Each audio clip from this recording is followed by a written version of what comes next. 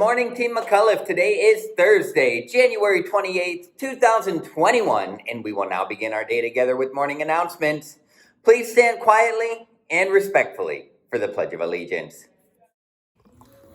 I pledge allegiance to the flag of the United States of America and to the republic for which it stands, one nation, under God, indivisible, with liberty and justice for all.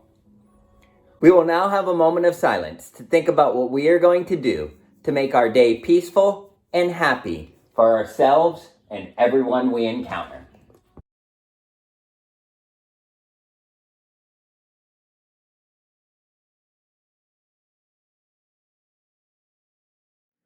So we have a couple of birthdays to get to today. It is Jada Lisa's birthday in room 3, and it is also Sean's birthday in room 208. Happy birthday to both of you.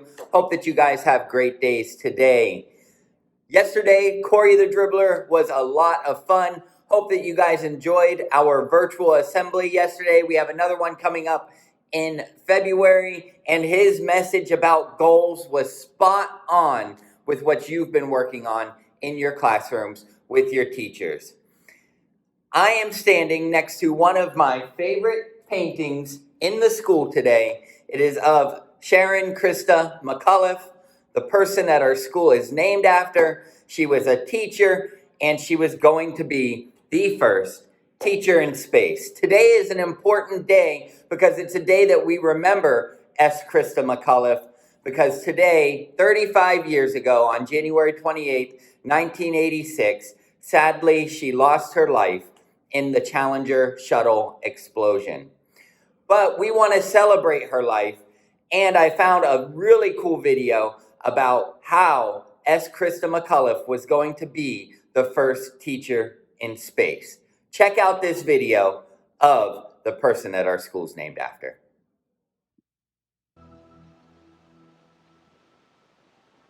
Communicating the space experience, sending someone into Earth orbit who could tell us what it's like in our own terms, has long been a NASA goal.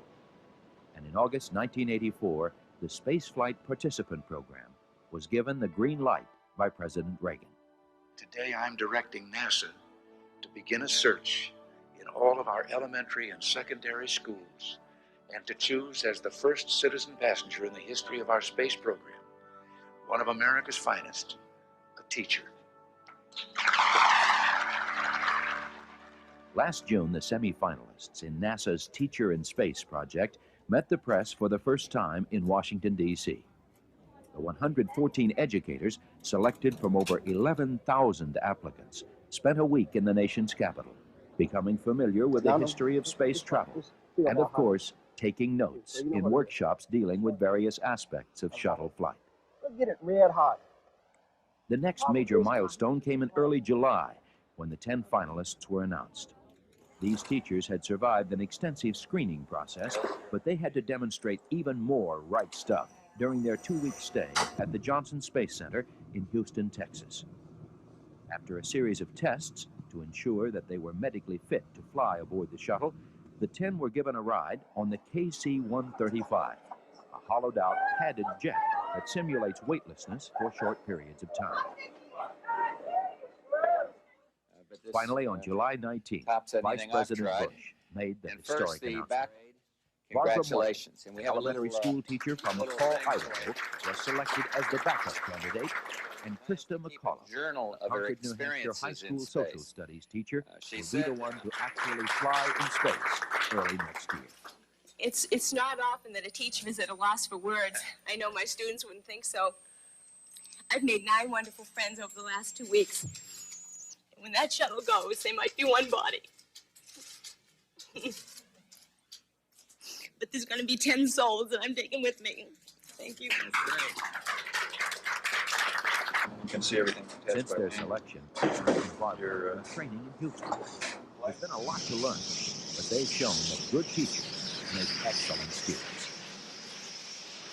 During her shuttle flight, in addition to keeping a journal, Mrs. McAuliffe will teach 2 live lessons from space. One called The Ultimate Field Trip, and the other, Where We've Been, Where We're Going, Why, which will be broadcast via satellite to schools around the country. She will also do a number of other experiments that will be filmed for classroom use after the mission is complete. Her goal? I would like to humanize the space age by giving a perspective from a non-astronaut, because I think the students will look at that and say, this is an ordinary person. This ordinary person is contributing to history, and if they can make that connection, then they're going to get excited about history, they're going to get excited about the future, they're going to get excited about space. While Krista prepares for her flight, life goes on in Concord, New Hampshire, where she has taught for the past 5 years. Understandably, things at the McAuliffe house have changed. For example, there's now a noticeable pass from the freezer to the microwave. But husband Stephen, in turn, daughter Caroline, and son Scott have taken on their added responsibilities without reservation. You know, you're talking about a human being being free of the bounds of gravity, orbiting the Earth. There aren't many human beings that have done that. So I think both of us feel that whatever the price in terms of readjustments or my taking on things that I probably should have been doing before anyway and hadn't done, whatever those prices are, they certainly pale in comparison to the opportunity. Visit Concord High, and you immediately understand what a special teacher Mrs. McAuliffe is. Former student Andy Buck. Even though Mrs. McAuliffe was a great economics teacher, I think what I learned most from her was outside the classroom. She taught me that the little person counts and that anyone can make an effect on our society and on the world. She proved that by being the first private citizen in space and being the first teacher in space. And I think she's a tribute to her profession, and we're all very proud of her. Even amidst the excitement of witnessing It's beautiful. she doesn't forget her students. I mean, the whole thing is so gorgeous. You just want to bring it all back into the classroom for the kids. So as you can see, even somebody as famous as the person our school's named after had goals. She had a plan. She went after that plan. And she got chosen to be the first teacher in space. So once again, going right along with this goal setting, showing you how important it is to have those goals, overcome the obstacles, and achieve those goals in the end. This announcement is for teachers. Teachers, don't forget, tomorrow is the last day for your school specialty orders. Make sure that those get in and you submit the cart to Linda. We cannot extend the deadline past tomorrow. I think that's all of our announcements for today. Remember, McAuliffe students are stars. That means we strive to do our best. We take responsibility. We're always positive and kind, and we respect ourselves and others. If everybody remembers to be a star today, then we will have a terrific Thursday. Have a great day, McAuliffe School.